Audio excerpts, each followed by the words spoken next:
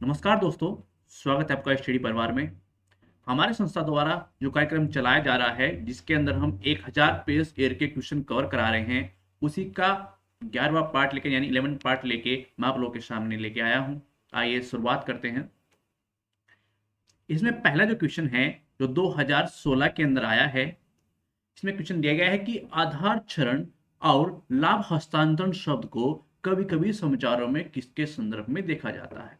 यानी पर्टिकुलर कुछ वर्डिंग है जो कि यहाँ पे हमारे सामने चार विकल्प दिए गए हैं, उनसे संबंधित है।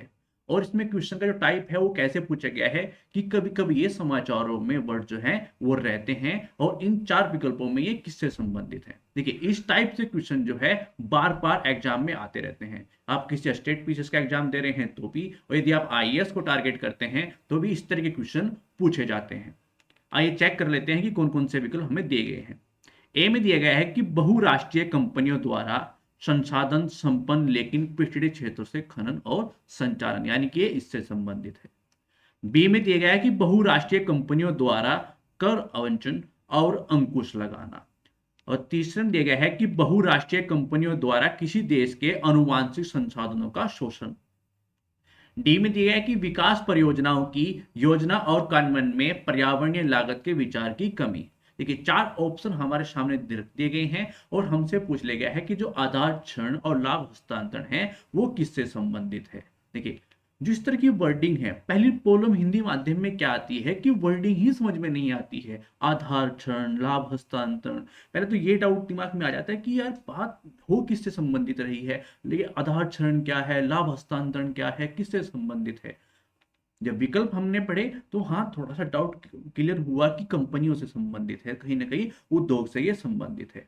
अब ये है क्या, आइए ये जान लेते हैं। देखिए, आधार क्षरण और लाभ हस्तांतरण क्या है।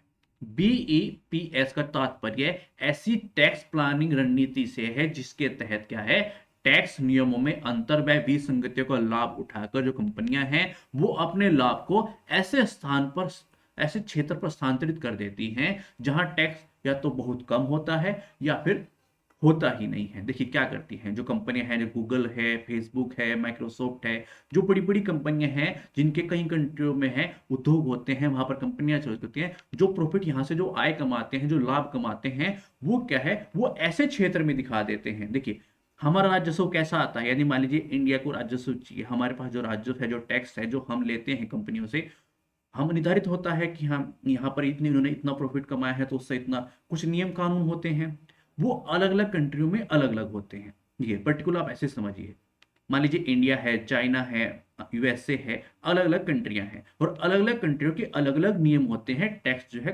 कलेक्ट करने के, यानी कि टैक्स लेने के, कंपनियों से, व्यक्तियों से वो किस तरह से टैक्स उसको वसूल करेंगे।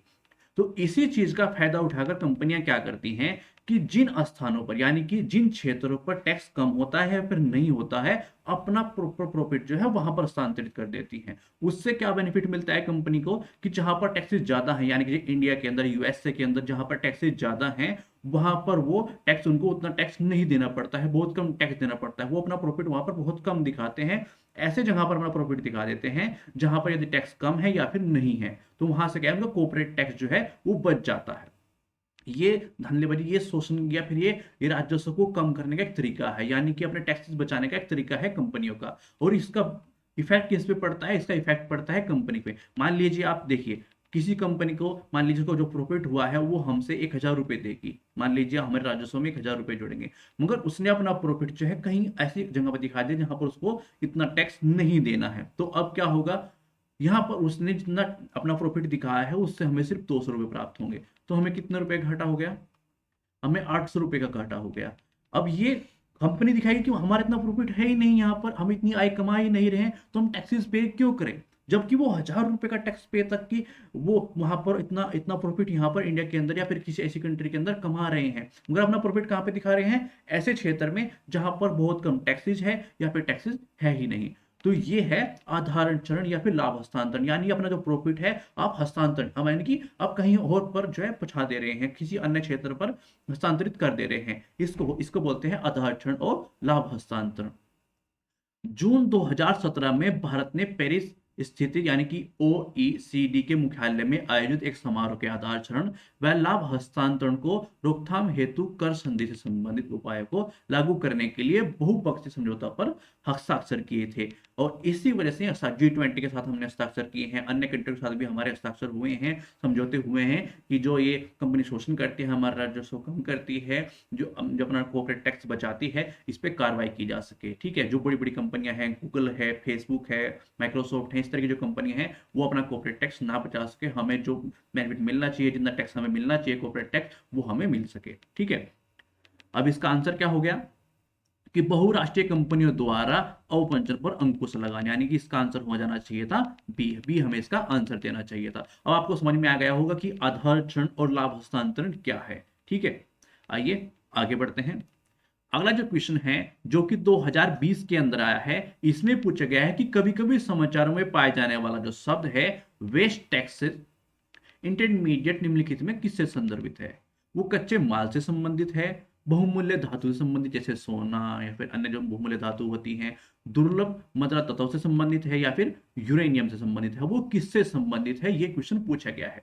ये भी एक टाइप है, जैसे पहला टाइप था कि कुछ पर्टिकुलर वर्ड दिया गया था, ये चर्चाओं में है, ये किससे संबंधित है, वहां पर भी एक क्वेश्चन पूछा गया था। यहाँ पर भी क्या है कि ये जो वर्डिंग है, जो वेस्ट टैक्सेस इंटरमीडिएट शब्द है, ये किससे संबंधित है, ये भी चर्चाओं में है। देखिए, जब हम मुद्दे पढ़ते हैं कि कच्चे तेल का भाव जो है अप डाउन हो रहा है, ये चीज चर्चाओं में रहती है, और हम क्या चीज पढ़ते हैं कि कितना ऊपर क्या क्या हुआ, कहाँ पर क्या क्रिया हो रही है, और क्वेश्चन कहाँ से पूछ लिया गया कि ये जो वेस्ट टैक्सेस इंटरमीडिएट है किससे संबंधित है, बेसिक क्वेश्चन पूछा गया है। ऐसे ही यूपीएससी और स्टेट पीसीएस जो क्वेश्चन है वो पुट अप करते हैं, यहां से आप टाइप को समझिए।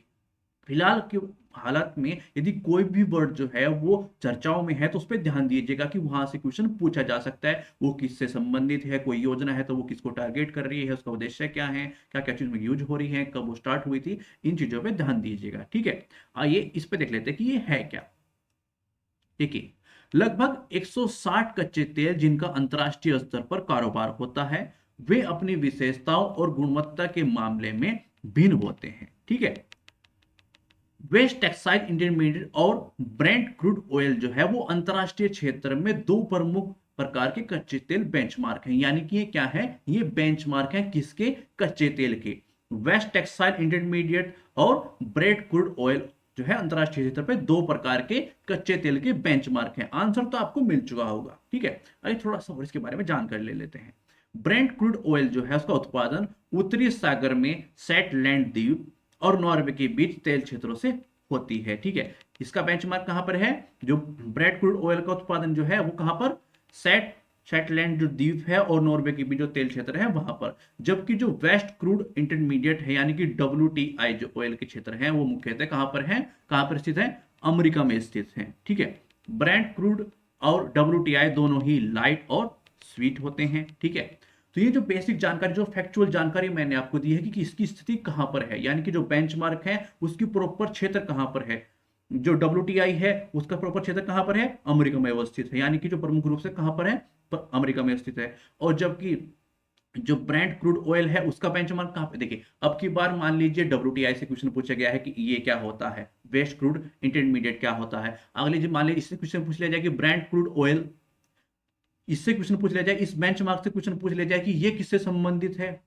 अब मान लीजिए आपको दोनों बेंचमार्क पता होगा तो आप आंसर दे पाएंगे। एक बेंचमार्क आपने क्वेश्चन पढ़ लिया, आपने हमारे यहाँ वीडियो देख रहे हैं तो आपको पता लगेगा कि WTI किससे संबंधित है, और आपको यह भी पता चलेगा कि ब्रेंट क्रूड ऑयल किससे संबंधित है। ये बेंचमार्क किसका है, किससे संबंधित है, कच्चे तेल से संबंधित है। जैसे कि हमारे सामने ऑप्शन रखे गए थे, देखिए हमारे सामने ये जो चार ऑप्शन रखे गए थे, आंसर आपको मिल चुका है कि इसका ए इसका आंसर है। आंसर देखिए, क्या आप आंसर जानने के लिए आए हैं यहाँ पर, आप वीडियोस देख रहे हैं क्या, ये कि इस क्वेश्चन का आंसर क्या होगा ये जानने के लिए तो आप नहीं आए हैं। देखिए पहला आप जानने के लिए आए हैं कि क्वेश्चन का पैटर्न क्या होता है, पैटर्न समझ लीजिए। देखिए कितनी भी टेस्ट सीरीज आप दे लीजिए, वहां से आपकी प्रैक्टिस हो जाएगी, नॉलेज भी बढ़ जाएगी। मगर जो प्रीवियस ईयर के क्वेश्चन होते हैं उनका सबसे महत्वपूर्ण चीज क्या होती है कि हमें किसी भी संस्था का जो एग्जाम क्रेडिट होता है उसका क्वेश्चन पूछने का जो टाइप होता है, क्या पैटर्न पे वो क्वेश्चन पूछता है, उसका ज्ञान हो जाता है। वो समझ में आ जाता है कि इस टाइप से क्वेश्चन जो है किसी भी टॉपिक से, मान लीजिए करंट का टॉपिक है, सब्जेक्टिव टॉपिक है, वहां से पूछा जा सकता है। कोर्ट एडिशन क्वेश्चन आते हैं, ये आपको पता है, तो वहां से क्वेश्चन कैसे पुटअप किया जा सकता है, उसका पैटर्न हल्का हल्का समय समझ में आता है। और यही हमारी जिम्मेदारी है और यही हम कर रहे हैं, इसलिए आप हमारे चैनल को सब्सक्राइब कर लीजिए, क्योंकि यहाँ पर आपको 1000 पीएस क्वेश्चन के प्रैक्टिस कराई जाएगी। ठीक है, तो इसका आंसर क्या हो गया? इसका आंसर हो गया कच्चा तेल। जैसा कि मैंने आपको बताया कि वेस्ट टेक्सटाइल इंटरमीडिएट का आपको पता चल गया, यानी WTI का आपको पता चल गया है। अब आपको किस चीज का पता करना है कि ब्रांड क्रूड ऑयल वो किससे संबंधित है? वो भी कच्चे तेल की बेंचमार्क से ही संबंधित है। अवस्थिति आपको पता चल गया कि WTI की जो मुख्य रूप से स्थिति है वो कहां पर है? अमेरिका में है। और ब्रांड क्रूड ऑयल की स्थिति कहां पर है मुख्य रूप से?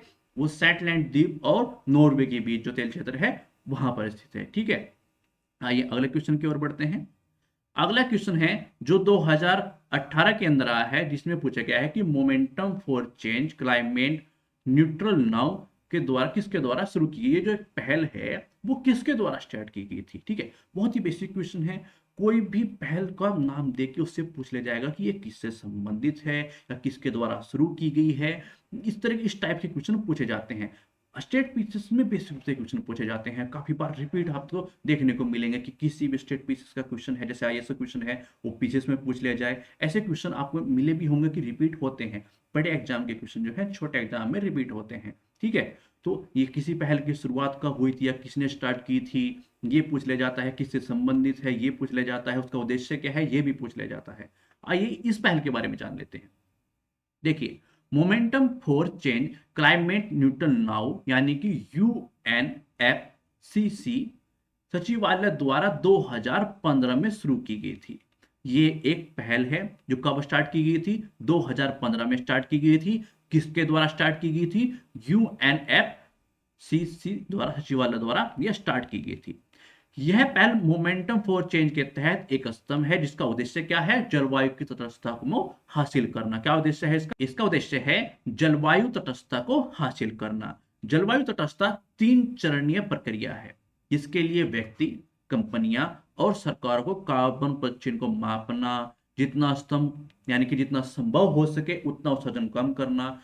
ठीक है, और उत्सर्जन को ऑफसेट करना जो कि संयुक्त राष्ट्र द्वारा प्रमाणित उत्सर्जन कटौती के अनुरूप न हो, यानी कि जो मापदंड दिए गए हैं उससे कम उत्सर्जन को लेके आना। अपनी कंट्री में जितना उत्सर्जन हो रहा है उसको उस मापदंड के नीचे लेके आना, ये इसका उद्देश्य है, ये टारगेट है। कितना चरणीय है? 3 चरणीय प्रक्रिया होती है। ठीक है, देखिए नॉर्मल क्वेश्चन पूछा गया था कि ये किसके द्वारा स्टार्ट की गई थी। आंसर हमें मिल चुका है कि ये जो है UNFCC सचिवालय द्वारा स्टार्ट की गई थी। क्वेश्चन का आंसर मिल गया। जैसा कि मैं आपको पहले बताया था कि क्वेश्चन का आंसर तो आप जानने के लिए नहीं आए हैं, आप जानने के लिए आए हैं कि इस टॉपिक से संबंधित मुझे नॉलेज मिले और पैटर्न समझ में आ जाए।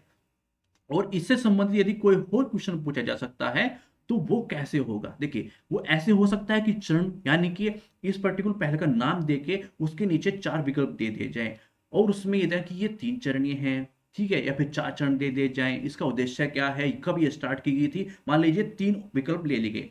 पहला सन का विकल्प ले लिया गया, फिर से ये किसके द्वारा स्टार्ट की गई ये विकल्प ले लिया गया, और ये कितना चरणीय है और कैसे संबंधित है। मान लीजिए 3 विकल्प इस रूप से रख लिए गए हैं और वहां पर कुछ गलतियां की गई है। मान लीजिए सन में गलती कर दी गई, 2014 रख दिया गया है, या फिर वो कितना चरणीय है ये रख दिया गया है। ठीक है, वहां पर चेंजेस कर दिए गए हैं, तो ऐसे मॉडिफाई किया जाता है क्वेश्चन। मान लीजिए यही क्वेश्चन फिर से रिपीट हो जाए, आपको लगेगा कि क्वेश्चन तो आया है मगर मैं आंसर नहीं दे पाया। जैसा कि मैंने पढ़ा था, मैंने और कहीं पर वीडियोस देखी थी प्रीवियस ईयर क्वेश्चन की, मगर वहां पर नॉर्मली बताया गया कि हाँ ये क्वेश्चन है, ये इसका आंसर है और ऐसे है। ठीक है, आगे चलते हैं।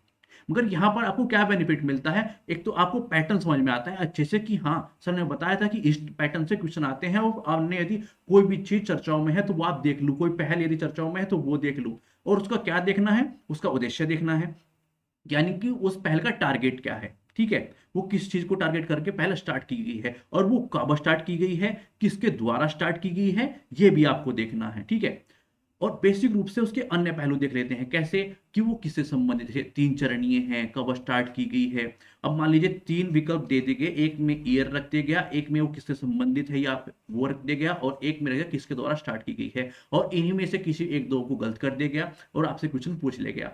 पैटर्न सेम है, वही क्वेश्चन आया है मगर चीजें चेंज हो चुकी हैं। ठीक है, तो ये ध्यान रखिएगा। आंसर आपको मिल ही चुका है कि इसका आंसर क्या है, सी इसका आंसर है। ठीक है, आइए आगे बढ़ते हैं।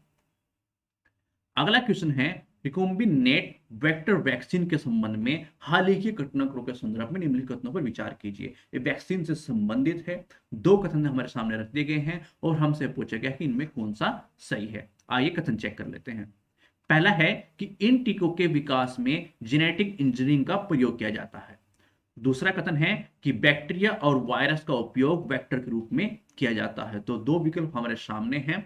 आइए देख लेते हैं कि वैक्सीन किससे संबंधित है और कैसे कार्य करती है।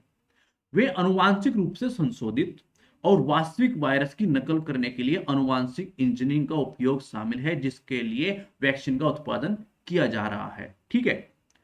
दूसरा है कि रिकोम्बिनेट यानी कि रिकॉम्बिनेट वेक्टर टीके जीवित प्रक्रिया जो प्रकृति वायरस है जिसको एक रोगजनक में प्राप्त अतिरिक्त जिन को लेके जाने के लिए इंजीनियरिंग है, और ये अतिरिक्त जिन प्रोटीन का उत्पादन करते हैं जिसके खिलाफ हम प्रतिरक्षा उत्पन्न कर सकें। देखिए क्या होता है, जैसे कोविशील्ड, आपने कोरोना वायरस अभी फिर से स्टार्ट हो गया है, फिर से वो उसी प्रकृति से है चल रहा है। एक नया वेरिएंट जो है वो चाइना में, देखिए अभी क्या हालात हैं।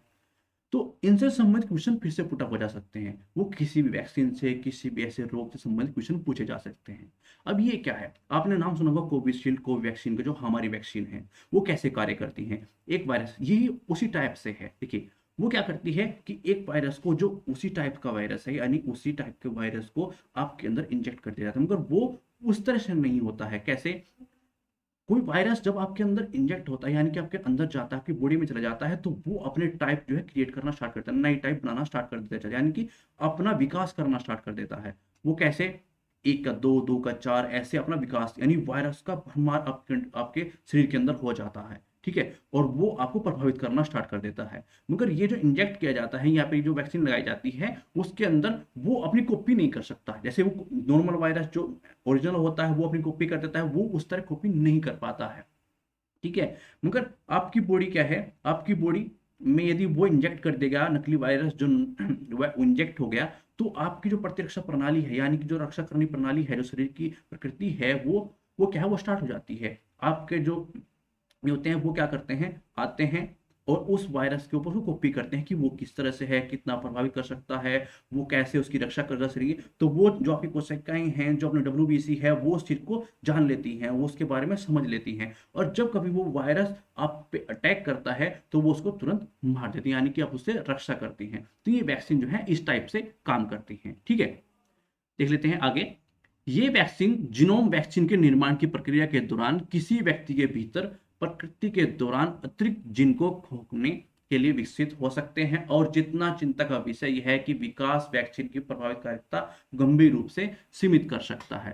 देखिए वैक्सीन कैसे काम करती है ये आपको समझ में आ गया होगा। ऐसी ही इंजीनियरिंग है कि एक नकली वायरस को लेके इंजेक्ट किया जाता है, वो अपनी कॉपी नहीं कर सकता है। ये किस लिए किया जाता है कि जो आपकी प्रतिरक्षा प्रणाली है, जो WBC है, जो LPC है, वो समझ सके कि ये किस तरह का अटैक हुआ है, यानी कि जो अटैक हुआ है, जिस बीमारी का आपके ऊपर अटैक हुआ है, वो कैसे, और उससे रक्षा कैसे करनी है, इसको कैसे मारना है, वो समझ लेते हैं। और जब ओरिजिनल अटैक करता है तो उसको मार गिराते हैं, वो पहले से उसको तैयार होते हैं, जैसे युद्ध के लिए पहले से ही तैयार हो। ठीक है, तो आंसर क्या हो गया इसका, इसके दोनों ही ठीक है, क्योंकि इन टीकों के विकास में जेनेटिक इंजीनियरिंग का उपयोग किया जाता है, जैसे मैंने आपको समझाया। ठीक है, और बैक्टीरिया और वायरस का उपयोग वेक्टर के रूप में किया जाता है। ठीक है, तो दोनों ही इसका सही हो गया। आंसर क्या है, सी, यानी कि एक और दो दोनों ही सही है।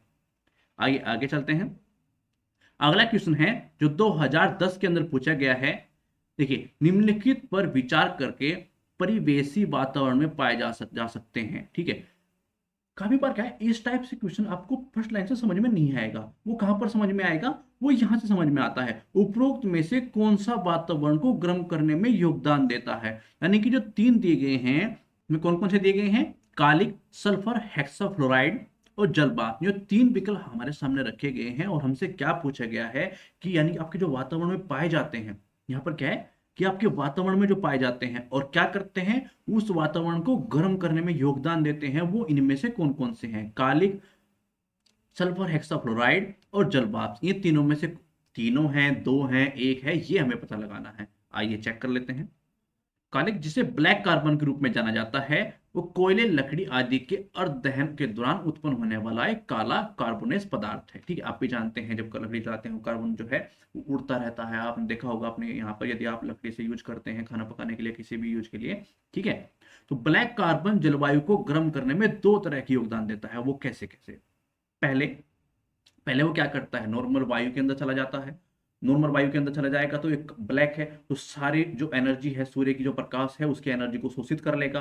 उसकी एनर्जी को शोषित कर लेगा तो क्या होगा, टेम्परेचर जो है वो गर्म रहेगा। वायु का टेम्परेचर क्या है, बढ़ जाएगा, क्योंकि वो वायु के अंदर है। उसने जो टेम्परेचर, सूर्य का टेम्परेचर, प्रकाश है, उसको शोषित कर लिया गया है। ब्लैक चीज क्या करती है, शोषित कर लेती है हर चीज को। जब बोलते हैं कि गर्मी के ब्लैक कपड़े नहीं पहनने चाहिए, वो क्यों बोलते हैं, इसलिए तो बोलते हैं ना कि क्या होता है कि जो ब्लैक रंग होता है वो शोषित कर लेता है। तो ऐसे ब्लैक कार्बन करता है, सूर्य के प्रकाश को शोषित कर लेता है और वायु को गर्म कर देता है। एक तो टाइप होगा ये। ठीक है, दूसरा टाइप क्या है, दूसरा टाइप क्या है कि ये जो ब्लैक कार्बन होता है, लकड़ी जलाए किसी वजह से ब्लैक कार्बन जाके बर्फ के ऊपर एक परत के रूप में जम जाता है। वो वहां पर क्या करता है, बर्फ पर पड़ने वाली जो काली परतें हैं सतह हैं, वो अवशोषित करने वाली सतहों में बदल जाती हैं, यानी कि जो टेम्परेचर है उसको अवशोषित करती है। और उससे क्या होता है, बर्फ जितनी उसकी स्पीड है, या मान लीजिए वो 5 साल में कोई बर्फ पिघलने वाला है, जो ग्लेशियर है वो 5 साल में पिघलने वाला है, वो उसको 3 साल में पिघल देता है। ठीक है, तो क्या क्या उस सारी एनर्जी को अवशोषित करता है। दो इफेक्ट हो गए, टेम्परेचर को गर्म करता है, यानी कि कालिकता हमें पता चल गया कि हाँ, दो प्रकार से योगदान देता है जलवायु को गर्म करने में। ठीक है, अब आगे चलते हैं। आईपीसीसी के अनुसार सल्फर हेक्साफ्लोराइड सबसे शक्तिशाली ग्रीन हाउस गैस है, जिसे ग्लोबल वार्मिंग क्षमता 100 वर्ष की अवधि में CO2 की तुलना में 23,900 गुना अधिक है। यानी कि वो जो कार्बन डाइऑक्साइड है, CO2 है, उससे भी 23,900 गुना अधिक है। तो सल्फर जो हेक्साफ्लोराइड है वो भी इसके अंदर आती है। तीसरा क्या था, जलवाष्प। जलवाष्प को पृथ्वी का सबसे प्रचुर मात्रा में ग्रीन हाउस गैस के रूप में जाना जाता है, जिसे परिणाम स्वरूप वातावरण गर्म हो जाता है। ठीक है, तो तीनों ही हमारे सामने जो रखे गए थे, कौन कौन से, कालिक, सल्फर और जलवाष्प, तो तीनों ही योगदान देते हैं, ये हमने देख लिया है। तो आंसर क्या होना चाहिए था, आंसर होना चाहिए था डी। ठीक है, 1, 2 और 3। आइए आगे बढ़ते हैं। अगला क्वेश्चन है, भारतीय संविधान की किस अनुसूची में कई राज्यों में अनुसूचित क्षेत्रों के प्रशासन और नियंत्रण के लिए विशेष प्रावधान है? देखिए, हमारे सामने 4 विकल्प दिए गए हैं, कौन कौन से, तीसरी, पांचवी, सातवीं और 9वीं। ये फैक्चुअल क्वेश्चन है, बिल्कुल फैक्चुअल क्वेश्चन हमारे सामने पूछा जाता है। देखिए, कोई भी एग्जाम हो, IAS हो, PCS हो, या किसी भी एग्जाम आप दे, वनडे एग्जाम में तो फैक्चुअल चीजें आती हैं। यदि आप PCS दे रहे हैं तो वहां पर भी काफी मात्रा में फैक्चुअल चीजें पूछी जाती हैं। IAS के अंदर भी कुछ क्वेश्चन फैक्चुअल आते हैं, तो इसलिए कुछ फैक्चुअल जानकारी भी आपके पास होनी जरूरी है। देखिए, ऐसा नहीं है कि 100% जानकारी होनी जरूरी होती है कि 100 क्वेश्चन आए तो 100 के 100 आपके पास होने चाहिए। मगर जो आसान क्वेश्चन है यदि वो आपके पास हो जाएंगे तो सफलता लेनी आसान हो जाती है, यानी प्रीलिम्स को कवर करना आसान हो जाता है। जो आपको 50 प्लस करने होते हैं वो आसान हो जाता है आप लोगों के लिए, क्योंकि कुछ फैक्चुअल क्वेश्चन हम कवर कर ले। कैसे, देखिए क्वेश्चन क्या पूछा गया है कि भारतीय संविधान किस अनुसूची में कई राज्यों के अनुसूचित क्षेत्र के प्रशासन और नियंत्रण के लिए विशेष प्रावधान है, तो वो कौन सी अनुसूची है, ये हमें देखना है। ठीक है, भारत के संविधान की 5वीं अनुसूची में कुछ राज्यों के अनुसूचित क्षेत्रों के प्रशासन और नियंत्रण के लिए विशेष प्रावधान है। आंसर तो आपको मिल गया। अब इसके बारे में अन्य जानकारी ले लीजिए, क्योंकि यदि यहां पर कुछ अन्य तो चेंजेस करके उसको मॉडिफाई करके यदि क्वेश्चन, कुछ फैक्चुअल क्वेश्चन पूछ लिया जाता है तो आप फिर आंसर कैसे देंगे, ये भी देखने की बात होती है। क्योंकि पैटर्न तो समझ में आ गया कि कुछ फैक्चुअल चीजें पूछ ली जाती हैं, ऐसे टाइप से पूछ ली जाती हैं। अब वो है क्या, ये इसके बारे में जानकारी ले लेते हैं। संविधान के अनुच्छेद 244 के फर्स्ट के तहत क्या है, 5वीं अनुसूची क्षेत्र को परिभाषित किया जाता है। किसके तहत, कौन से अनुच्छेद के तहत, 244 के फर्स्ट के तहत। ठीक है, तो ये ध्यान रखिएगा। भारतीय संविधान का अनुच्छेद 244 फर्स्ट अनुसूचित क्षेत्रों को भारत के राष्ट्रपति द्वारा, किसके द्वारा, भारत के राष्ट्रपति द्वारा परिभाषित क्षेत्रों के रूप में परिभाषित करता है और संविधान की 5वीं अनुसूची में वर्णित करता है। ठीक है, ये ध्यान रखिएगा, ये किस अनुच्छेद से संबंधित है। आइए आगे बढ़ते हैं। अनुसूचित क्षेत्र उस क्षेत्र के रूप में जिसे राष्ट्रपति उस राज्य के राज्यपाल के परामर्श के बाद अनुसूचित क्षेत्र के रूप में घोषित करता है।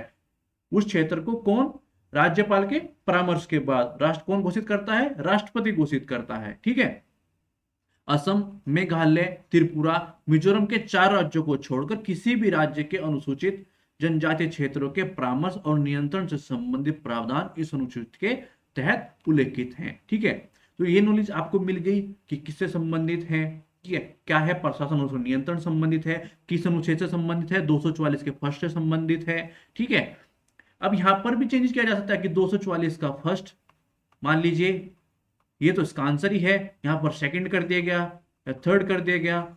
यहां पर गलतियां करा सकते हैं आपसे, ये भी फैक्चुअल चीज हो गई। ये फैक्ट ही तो है, अनुच्छेद पूछ ले जाए, मान लीजिए कि किस अनुच्छेद से संबंधित है, वहां पर आप फैक्चुअल रूप में जान। अब देखिए वनडे एग्जाम तो नहीं है कि 244 की जगह फिर वो 240 देंगे या फिर 140 देंगे, ये नहीं करने वाला यूपीएससी। वो यही करेगा कि 244 फर्स्ट है कि सेकंड है कि थर्ड है या फोर्थ है, और यहीं पर ही गलती करा के आप लोगों को फंसाता है। क्योंकि एग्जाम प्रेशर होता ही ऐसा है कि फैक्ट याद होगा आपके, मगर वो ऐसे विकल्प आपके सामने रखेगा कि लगेगा कि आप फर्स्ट था कि सेकंड था कि थर्ड था, और यहीं पर आप गलती कर बैठेंगे। ठीक है, तो इसलिए प्रैक्टिस जरूरी है कि आप प्रैक्टिस कर लें और आप ये समझ लें कि क्या गलती कराई जाती हैं। ये भी आप समझ लेंगे तो आपके लिए जो सफलता है वो बहुत ही आसान हो जाएगी। ठीक है, तो आंसर क्या हो गया, बी, 5वीं अनुसूची। ठीक है, जहां पर इनका प्रशासन और नियंत्रण के लिए विशेष प्रावधान है। कहां पर प्रावधान है, 5वीं अनुसूची के अंदर प्रावधान है। ठीक है, और कौन से अनुच्छेद के तहत, 244 के फर्स्ट के तहत। ठीक है, आइए आगे बढ़ते हैं। अगला क्वेश्चन है जो 2021 के अंदर आया है, उसमें पूछा गया है कि भारतीय न्यायपालिका के संदर्भ में नीचे 2 कथन दिए गए हैं और हमें क्या जानना है, सही जानना है। यह भी देख लीजिएगा कि क्या पूछा गया है, सही नहीं पूछा गया है, गलत पूछा गया है, क्या पूछा गया है। काफी बार यहां पर भी गलतियां होती हैं। पहला कथन क्या है कि भारत के सर्वोच्च न्यायालय के किसी भी सेवानिवृत्त न्यायाधीश को भारत के राष्ट्रपति की पूर्व अनुमति से, राष्ट्रपति की पूर्व अनुमति से भारत के मुख्य न्यायाधीश द्वारा सर्वोच्च न्यायालय के न्यायाधीश के रूप में बैठने और कार्य करने के लिए वापस बुलाया जा सकता है क्या, ये पहला कथन हमें बोल रहा है। ठीक है, भारत में उच्च न्यायालय को अपने स्वयं के निर्णय की समीक्षा करने की शक्ति प्राप्त होती है जैसे कि सर्वोच्च न्यायालय को होती है। यानी कि उच्च न्यायालय और सर्वोच्च न्यायालय को ये शक्ति प्राप्त होती है कि नहीं होती है, ये हमसे पूछा गया है कि जैसा कि सर्वोच्च न्यायालय को ये शक्ति प्राप्त होती है, क्या उच्च न्यायालय को भी ये शक्तियां प्राप्त है कि खुद के निर्णय की समीक्षा कर सके।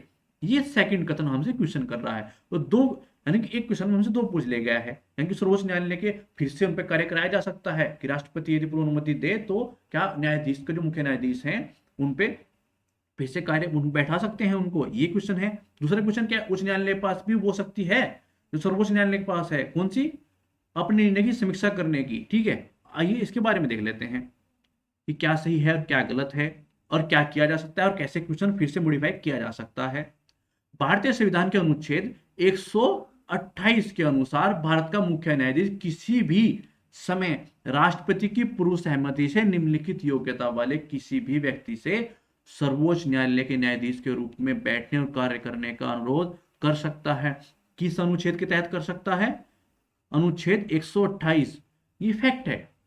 देखिए जब आप पढ़ रहे हैं तो फैक्चुअल भी जानकारी ले लीजिए, क्योंकि मान लीजिए यहां से कंसेप्ट को हटा के, मान लीजिए क्वेश्चन यही पूछने हैं न्यायपालिका से, मगर कंसेप्ट को हटा के फैक्चुअल क्वेश्चन पूछ लेगा। यहां पर अब की बार नहीं पूछा कंसेप्ट के ऊपर, फैक्ट के ऊपर पूछ ले गया, अनुच्छेद दे देगा ऐसे, या फिर आप स्टेट पीसीएस का एग्जाम दे रहे तो वहां पर पूछ ले गया। यूपीएससी का क्वेश्चन है और यूपीएससी क्वेश्चन में कंसेप्ट हटा दिया, अपना फैक्ट डाल दिए, वहां पर 128, 124 या ऐसे कुछ क्वेश्चन 74 कुछ अनुच्छेद का यूज कर लेगा कि बताइए राष्ट्रपति की ऐसी शक्ति किस कौन से अनुच्छेद के अंदर है। ठीक है, आइए आगे बढ़ते हैं। जिसने सर्वोच्च न्यायालय के न्यायाधीश के पद पर कार्य किया हो, ठीक है, जिसने किसी उच्च न्यायालय के न्यायाधीश पद धारण किया हो और सर्वोच्च न्यायालय के न्यायाधीश के रूप में नियुक्त के लिए विधिवत अर्हता प्राप्त कर चुका हो, कोर्ट ऑफ रिकॉर्ड होने के कारण उच्च न्यायालय भारत के संविधान के अनुच्छेद किसके 226 के तहत स्वयं निर्णयों की समीक्षा कर सकता है। कौन से अनुच्छेद के तहत, 226 के तहत कर सकता है, बिल्कुल कर सकता है। इसी तरह जो सर्वोच्च न्यायालय है वो कौन से अनुच्छेद के तहत, 137 के तहत जो है न्यायालयों की किसी भी निर्णय और उसके द्वारा किए गए आदेश की समीक्षा कर सकता है। देखिए ऐसा नहीं करता है, बेसिक रूप से इस तरह के फैक्चुअल में गलतियां नहीं होती हैं, क्योंकि जो सीरियस बंदे हैं वो पढ़ते हैं और जो पढ़ाई करते हैं उनको बेसिक रूप से गलतियां नहीं करते हैं। मगर कुछ जो पहली बार एग्जाम देने के लिए गए हैं, उतनी अच्छी तैयारी नहीं है, उन पे मिस्टेक कराने के लिए क्या काफी बार ऐसे क्वेश्चन कर ले जाते हैं कि 226 अनुच्छेद को उच्च न्यायालय के स्थान पर और 137 को सर्वोच्च न्यायालय के स्थान पर रख दिया जाए और वहां पर ये मिस्टेक करा दी जाए कि जो सर्वोच्च न्यायालय को शक्ति प्राप्त है वो 226 के तहत है और 137 उच्च न्यायालय को जो शक्ति प्राप्त है वो 137 के तहत है। बात तो सही बोली कि उच्च न्यायालय को प्राप्त है, सर्वोच्च न्यायालय को प्राप्त है, ठीक है, मगर अनुच्छेद गलती करा दी गई। अब जो सीरियस बंदा पढ़ाई कर रहा है, जिनको हमारी वीडियो देखी गई है, वो तो नॉर्मली कर लेगा, थोड़ा सीरियस भी है वो भी कर लेगा, मगर इस तरह की गलतियां नहीं करता यूपीएससी या पीसीएस। मगर काफी बार है कि कुछ इस तरह के जो अनसीरियस बच्चे होते हैं उनको बाहर निकालने के लिए इस तरह की मिस्टेक भी की जाती है, ठीक है। तो आंसर क्या है इसका कि दोनों ही सही है, ठीक है। उच्च न्यायालय के पास भी शक्ति प्राप्त है और ऐसा किया जा सकता है 128 अनुच्छेद के तहत, ठीक है। तो दोनों ही सही है, आंसर क्या हो गया, सी इसका आंसर हो गया। आइए आगे बढ़ते हैं। अगला क्वेश्चन है जो 2016 के अंदर आया है, जिसमें पूछा गया कि हमारे देश के शहरों में वायु गुणवत्ता सूचकांक के मूल्यों की गणना सामान्यतः निम्नलिखित में से कौन से वायुमंडलीय गैस को ध्यान में रखते की जाती है। तो कौन कौन 5 हमसे गैसें दी गई हैं और हमसे पूछ लिया गया है कि जब हम वायु गुणवत्ता चेक करते हैं तो किस किस को लेते हैं चेक करने के लिए, ये हमसे पूछा गया है। बेसिक सा क्वेश्चन है। जब हम बात करते हैं कि दिल्ली की हालत ये है, ऐसी वहां पर वायु है, उसकी वायु गुणवत्ता इतनी बेकार हो चुकी है, या वहां पर कुछ इनिशिएटिव लिया गया है सरकार के द्वारा, तो आपका ध्यान में रहेगा कि सरकार के द्वारा क्या इनिशिएटिव लिया गया है, ठीक है, कि कुछ टावर लगाए गए हैं, ऐसा कुछ किया गया है, कहाँ पे लगाया गया है, मैं फैक्चुअल चीजें पढ़ूंगा। यहाँ पर कंसेप्ट पूछ लेगा कि बताइए कि वायु गुणवत्ता सूचकांक के मूल्य को यानी कि किन किन गैसों के द्वारा मापा जाता है, कौन कौन सी गैसें में यूज की जाती है, किन किन को मापा जाता है, ऐसा क्वेश्चन पूछ लिया गया है। तो ये भी एक टाइप है, ध्यान रखिएगा, ये नॉलेज बेस्ड क्वेश्चन है कि इस टाइप से क्वेश्चन पूछा जाता है। ये एक टाइप है, मान लीजिए कि वायु गुणवत्ता की बात हो रही है, ऐसे किसी अन्य सूचकांक की बात हो, वहां पर पूछ लीजिए किन किन संकेतों का यूज करते हैं हम, ठीक है, किन किन चीजों का यूज करते हैं सूचकांक को तैयार करने के लिए, ऐसा क्वेश्चन पूछा जा सकता है, ठीक है। तो ये ध्यान रखिएगा। आइए इसके बारे में जानकारी ले लेते हैं कि किन किन चीजों का यूज किया जाता है, कौन कौन सी गैसों का यूज किया जाता है। तो वायु गुणवत्ता सूचकांक हवा की गुणवत्ता को मापने का, ये तो आप जानते ही हैं, सूचकांक की उसका है कि हवा की गुणवत्ता कैसी होगी। जब हम एयर की माप करते हैं तो उसमें 50 से नीचे की बात होती है, यानी कि हम अच्छी वायु है तो वहां पर क्या होगा, वो 50 से नीचे होगी। जो लोग ताजी अवस्था हवा में सांस ले रहे हैं, ऐसा माना जाएगा कि यदि 50 से नीचे का माप है तो वहां पर ताजी हवा है। और राष्ट्रीय वायु गुणवत्ता सूचकांक ये कब स्टार्ट किया गया था, 2014 में, सितंबर 2014 में। ये फैक्चुअल जानकारी है। कहां पर लॉन्च किया गया था, दिल्ली के अंदर लॉन्च किया गया था। हम कितने प्रदूषकों का इसमें इस्तेमाल करते हैं, 8 प्रदूषकों का इसमें इस्तेमाल करते हैं। वो कौन कौन से हैं। अब क्वेश्चन रिपीट हो सकता है, ठीक है, बिल्कुल एग्जैक्ट तो रिपीट नहीं होगा। अब इसमें 2 मिस्टेक दी गई हैं। मैं बेसिक रूप से आपसे बताता हूं कि कार्बन डाइऑक्साइड और मीथेन का यूज नहीं किया जा सकता है, मगर कितने प्रदूषक दिए गए हैं, ओजोन दिया गया है, सल्फर डाइऑक्साइड दिया गया है यानी SO2 दिया गया है, NO2 दिया गया है, नाइट्रोजन डाइऑक्साइड दिया गया है, कार्बन मोनोऑक्साइड दिया गया है, CO, लेड दिया गया है, अमोनिया दिया गया है। 8 सूचक हमें दिए गए हैं। अब इन्हीं 8 का यूज करके मान लीजिए 4 या 3 इनमें इस्तेमाल करके अन्य कोई 2 जो गलत है वो रख ले जाए, वहां पर कार्बन डाइऑक्साइड और मीथेन ना हो, किसी अन्य का नाम आपको मिले, तो ये क्वेश्चन तो रिपीट हुआ कि वायु गुणवत्ता पर ही पूछा गया है, क्वेश्चन रिपीट हो गया। मान लीजिए किसी स्टेट पीसीएस में रिपीट हो गया, आप क्या करेंगे, यदि आप ध्यान से नहीं है कि आपको ओजोन पता है, ozone, sulphur, nitrogen oxide, carbon monoxide, lead और अमोनिया आपको नहीं पता है, आपने हमारी वीडियो नहीं देखी है, तो क्या होगा, वहां पर प्रॉब्लम क्रिएट हो जाए कि 8 प्रदूषक हैं कौन कौन से, ठीक है। 3 सही दिए गए हैं, 2 गलत दिए गए हैं, फिर से गलती हो गई आपसे कि सर पढ़ा भी था फिर गलती कर दी। बेसिक क्वेश्चन था इतना, मतलब बिल्कुल बेसिक क्वेश्चन की वायु गुणवत्ता सूचकांक में कौन कौन चीज इस्तेमाल होती है, ध्यान से नहीं देखा सर। ये यहां भी पता था कि 8 प्रदूषक हैं, ये भी पता था, ये भी पता था कि 50 से नीचे हो तो ताजी हवा होती है। कहां पर लॉन्च किया गया था, फैक्ट रट लिए थे सर मैंने, 2014 में दिल्ली में लॉन्च किया गया था, मगर ऐसा क्वेश्चन पूछा गलती कर बैठे। कुछ सर एग्जाम का प्रेशर था, मैं थोड़ा ध्यान से देता तो कर भी लेता।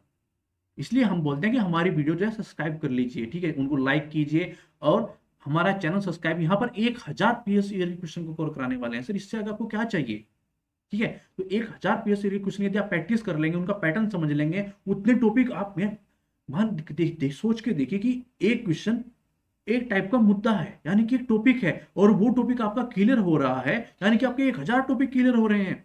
1000 टाइप से यदि क्वेश्चन पूछा गया तो आप आंसर दे पाएंगे, और इससे अच्छी मुहिम आपको क्या चाहिए। तो हमारा चैनल सब्सक्राइब कर लीजिए। यदि आपको कोई दोस्त है जो तैयारी कर रहा है किसी स्टेट पीसीएस की या आईएएस की, तो उसके पास हमारे चैनल को लिंक भेजिए, ठीक है। इसका आंसर देख लेते हैं। तो हमें क्या बताता है कि कार्बन डाइऑक्साइड और मीथेन तो नहीं है। कौन कौन से हैं? कार्बन मोनोऑक्साइड है, नाइट्रोजन डाइऑक्साइड है और सल्फर डाइऑक्साइड है, यानी कि 2, 3 और 4 ये सही है। कार्बन डाइऑक्साइड और मीथेन गलत है। तो आंसर क्या हो गया? 2, 3 और 4।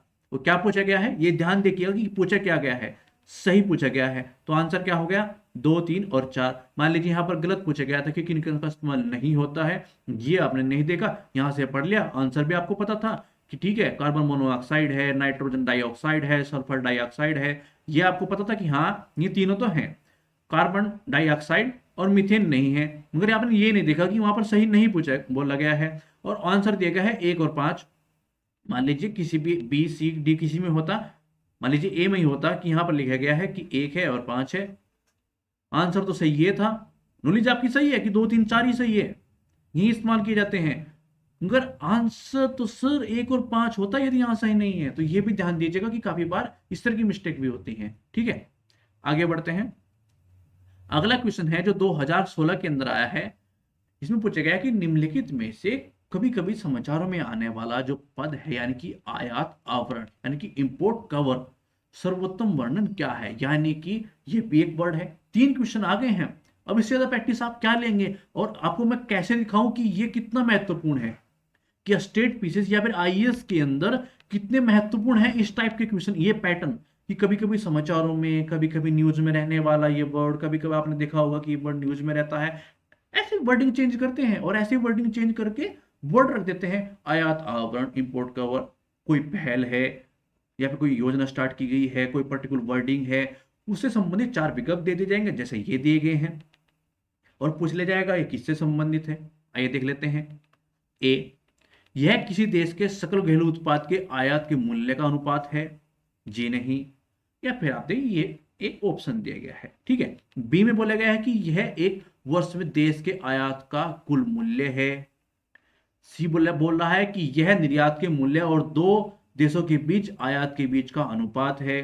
डी बोल रहा है कि यह आयात के महीनों की संख्या जिसका भुगतान किसी देश के अंतरराष्ट्रीय भंडार द्वारा किया जा सकता है। ए है, सी है या डी है, बी है, क्या आंसर है इसका। और पहले तो ये जान ले कि आयात आवरण है क्या, इंपोर्ट कवर है क्या, ये पता होगा तो आंसर सिंपल सिंपल क्वेश्चन हो जाएगा। जिसको ये पता है कि आयात आवरण क्या होता है, आइए बता देते हैं आयात आवरण क्या होता है। देखिए बेसिक रूप से समझिए कि आयात आवरण आखिर क्या होता क्या है। देखिए आप जानते हैं कि काफी बार कंट्री के ऊपर एक ऐसी आपातकाल स्थिति आ जाती है, उसी को देखते हुए ये आयात आवरण एक बेसिक रूप से डेफिनेशन में आपको बता देता हूं कि क्या होती है आयात आवरण। यानी कि आपका जो विदेश भंडार है, विदेशी मुद्रा जो भंडार है, आपके पास जो भंडार है, वो कितने टाइम तक आपकी कंट्री को सर्व कर सकता है, या कितने महीने तक कवर करा सकता है। यानी कि आपको यदि आयात पर निर्भर है, यानी कि आपको कुछ चीजें आयात करनी है और प्रॉब्लम क्रिएट हो गई है, तो कितने टाइम तक जो आपका भंडार है वो कितने टाइम तक कवर कर सकता है। यानी कि जो आप किसी चीज पर निर्भर है, आपको खाने पीने की चीजें, अन्य चीजें चाहिए, तो कितने टाइम तक आयात कर सकते हैं, आपके पास कितना भंडार है, यानी आपके पास कितना पैसा है, जो विदेशी मुद्रा भंडार है, आपका जो भंडार है मुद्रा भंडार वो कितना बड़ा है, आप कितने महीने तक अपनी कंट्री को चला सकते हैं। बेसिक रूप में आप कितने महीने तक अपनी कंट्री को चला सकते हैं उस भंडार पे, ठीक है। कोई इनकम ना हो, उस भंडार के माध्यम से आप कितने महीने तक चला सकते हैं, यही है आयात कवर। और वो कितने टाइम में होता है, महीनों में कवर होता है, 2 महीने, 6 महीने, 8 महीने, 10 महीने, ठीक है। ये होता है कि जो आपका भंडार है वो कितने टाइम तक आपकी कंट्री चला सकता है, ये है आयात कवर, ठीक है। यह मुद्रा की स्थिरता महत्वपूर्ण संकेत होता है, ये भी आप बिल्कुल नॉर्मल सी चीज है। और एक मुद्रा की स्थिरता के लिए न्यूनतम 8 से 10 महीने का आयात कवर आवश्यक होता है। कम से कम इतना तो कंट्री के पास हो कि वो 8 से 10 महीने अपनी कंट्री को चला सके, ठीक है। तो आंसर आपके पास आ गया कि आयात के महीनों की संख्या जिनका भुगतान किसी देश के अंतरराष्ट्रीय भंडार द्वारा किया जा सके, यानी कि अपनी कंट्री को वो चला सके आयात के माध्यम से, इतना पैसा उसके पास होना चाहिए। तो कितने महीनों की संख्या है, ये महीनों की संख्या है, तो आंसर क्या हो गया, डी इसका आंसर हो गया। सिंपल सा क्वेश्चन था यदि आपको डेफिनेशन पता हो तो, ठीक है। आइए अगला क्वेश्चन देख लेते हैं। अगला क्वेश्चन है कि निम्नलिखित कथनों पर विचार कीजिए, ये भी एक टाइप है। कि किसी मुद्रा के अवमूल्यन का प्रभाव यह होता है कि आवश्यक रूप से, यानी कि किसी भी कंट्री की यदि मुद्रा का अवमूल्यन हो गया है तो क्या इफेक्ट होंगे, और वो भी आवश्यक रूप से।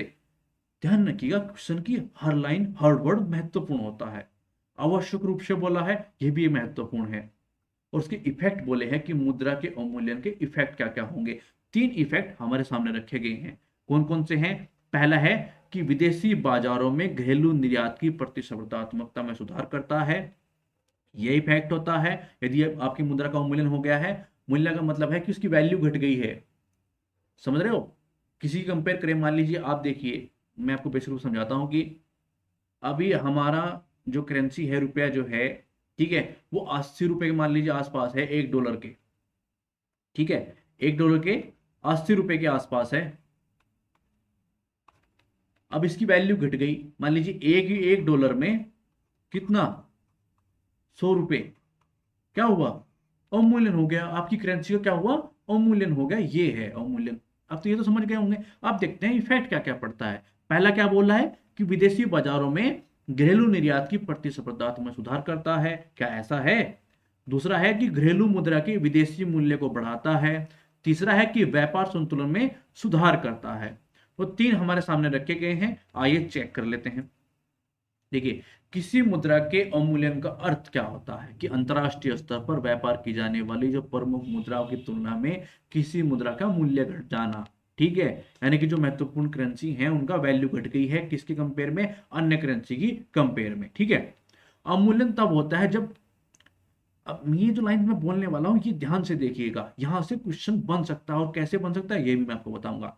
अवमूल्यन तब होता है जब कोई देश जानबूझकर एक अधिक विदेशी देशों के सापेक्ष अपनी मुद्रा के मूल्य को कम करता है। जब देश की निश्चित विनिमय दर अवस्था का पालन करता है तो सरकार लगातार विनिमय दर को बनाए रखने के लिए मुद्रा का पूर्ण मूल्यन या अवमूल्यन करना पड़ता है। ये भी एक लाइन है। जब मुद्रा ऊपर की ओर बाजार दबाव होता है तो केंद्रीय बैंक क्या करता है? विदेशी मुद्रा भंडार को खरीदकर कृत्रिम रूप से मुद्रा का अवमूल्यन करेगा। ठीक है, अवमूल्यन तब होता है जब कोई सरकार अपनी मुद्रा के सापेक्ष मूल्य को कम करने और अपने व्यापार संतुलन को बढ़ावा, यानी कि उसको बढ़ाना चाहती है। ठीक है, सरकार अपनी मुद्रा बनाम दूसरे की मुद्रा की निश्चित व अर्ध स्थिर विनिमय दर को समायोजित करके ऐसा करती है। देखिए, ये जो लाइंस बोली हैं सर, इसका क्या महत्वपूर्ण है? आप तो ये बता रहे थे कि क्या क्या इफेक्ट होंगे, अब आप ये बताने लग गए कि अवमूल्यन कैसे कब कब किया जाता है, अब कब कब हो जाता है, कब कब कंट्रियां करती हैं। देखिए, अवमूल्यन से संबंधित क्वेश्चन है। मान लीजिए मोडि आपका उद्देश्य आंसर लेना तो नहीं है, जैसे कि मैं आपको बार बार बताता हूं, आपका है कि मॉडिफाई करके कैसे क्वेश्चन फिर से पूछा जा सकता है।